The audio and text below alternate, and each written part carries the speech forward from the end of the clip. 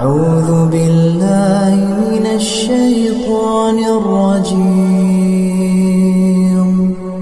بسم الله الرحمن الرحيم.